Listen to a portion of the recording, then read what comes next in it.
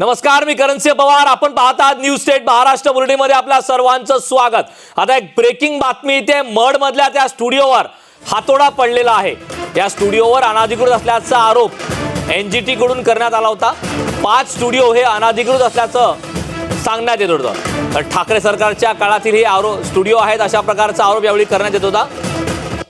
किरीट सोमय्या यांनी हे आरोप केले होते आणि त्यानंतर आता मड मधल्या त्या या स्टुडिओवर कारवाई करण्यात येत आहे. ही दृश्य आपण पाहतोय. जेसीबीच्या साह्याने हे स्टुडिओ पाडण्यात येत आहे. स्टुडिओवरती कारवाई करण्यात येत आहे. ठाकरे सरकारच्या काळातील हे स्टुडिओ आहेत अशा प्रकारचा आरोप भाजपचे नेते किरीट सोमय्या यांनी केलाय.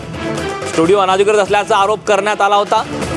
एनजीटी कडून 5 स्टुडिओ अनाधिकृत असल्याची माहिती देण्यात आली होती.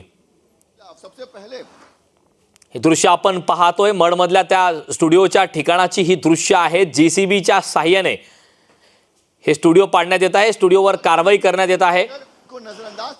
जेसीबीच्या साह्याने हे स्टुडिओ पाडण्यात येत आहेत. भाजपचे नेते राज्यात माफियांतर राहत होतं.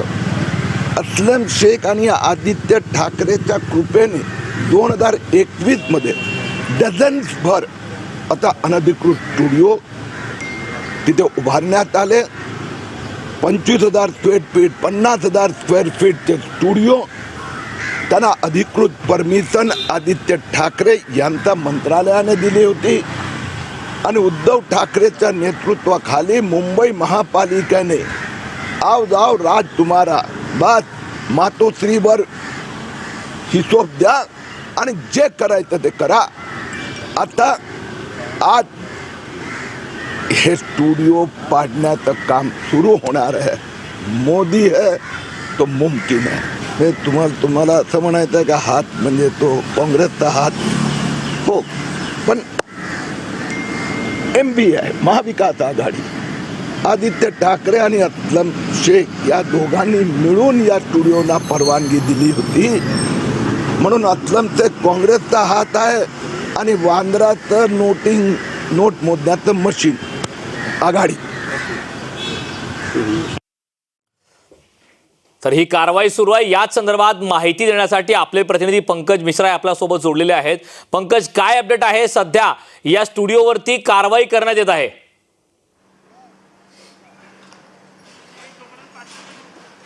जी बिल्कुल, देखिए मैं आपको मेरे पीछे की तस्वीर में आपको दिखा देता हूं, जहां पर अभी भी जो तोड़क कार्रवाई है, बीएमसी का जो बुलडोजर है वो यहां पर चल रहा है.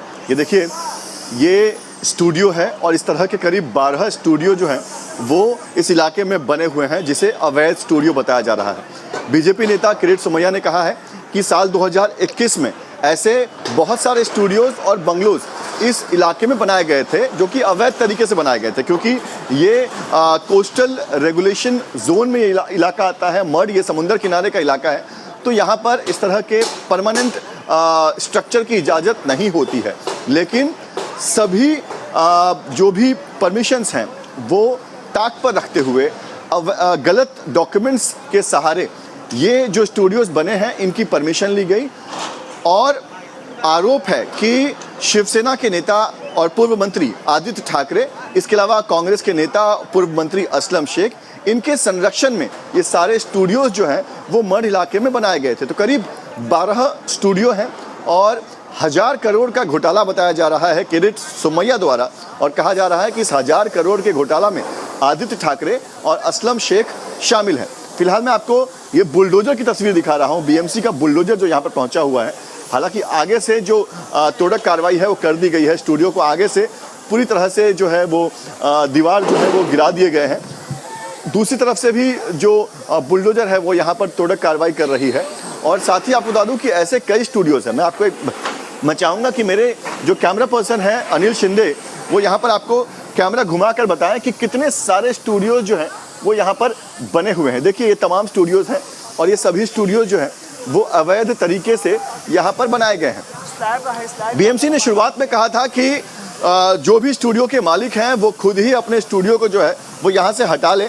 लेकिन तब जो लोगों ने ये स्टूडियो नहीं हटाए, अब वो लोग जो है वो स्टूडियो को हटा रहे हैं. जब बीएमसी की टीम यहाँ पर पहुँची हुई है तो आप देखिए, जो स्टूडियो के मालिक हैं उनकी तरफ से ये जो आप सामने आप देख रहे हैं, ये देखिए, ये ऊपर ये देखिए, ये लोग जो हैं वो लेबर ये पतरे खोलने में लगे हुए हैं.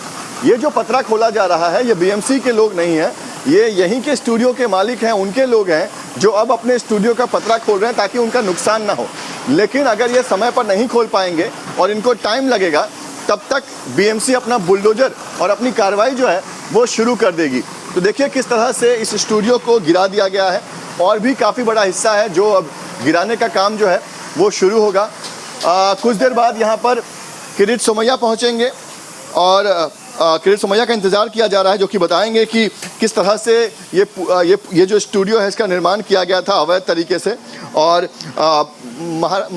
महाविकास आघाड़ी के सरकार के दौरान ये निर्माण किया गया था, कौन कौन से जो मंत्री हैं वो शामिल हैं, किन के ये स्टूडियोज़ हैं, वो किरीट सोमैया लगातार आरोप लगा रहे हैं। लेकिन महाराष्ट्र में सरकार बदलने के बाद इस मसले को बहुत ही गंभीरता से लिया गया और महाराष्ट्र की नई सरकार ने आदेश दिया कि जो भी अवैध स्टूडियोज़ हैं उनको तोड़कर हटा दिया जाए। हालांकि जैसे ही स्टूडियोज़ को तोड़ने की ऑर्डर्स मिले, उसके बाद जो स्टूडियोज़ के मालिक हैं उन्होंने कोर्ट का रुख किया।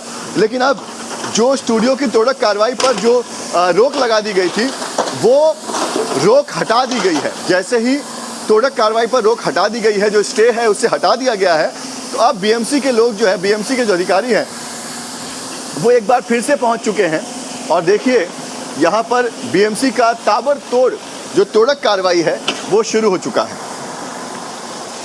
जरूर पंकज जी, किरीट सोमैया भाजपा के नेता, इन्होंने एक आरोप किया था कि ये जो स्टूडियो है वो पूरे तरीके से इलीगल है, ऐसा आरोप उन्होंने किया था और ये कार्रवाई फिलहाल शुरू है।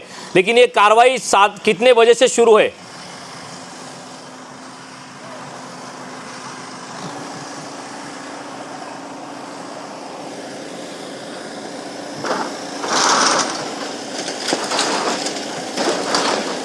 पंकज जी, मेरी आवाज आप तक आ रही है? काही तांत्रिक अडचणीमुळे आपल्या प्रतिनिधीशी आपला संपर्क हा तुटलेला आहे। तर स्टुडिओ अनधिकृत असल्याचा आरोप करत भाजपचे नेते किरीट सोमय्या यांनी हा आरोप केलेला होता आणि आता या स्टुडिओवरती कारवाई करण्याची प्रक्रिया ही सध्या सुरू आहे। मडमधले स्टुडिओ हे अनधिकृत असल्याचा आरोप करण्यात आला होता आणि त्यावरती सध्या कारवाई सुरू आहे।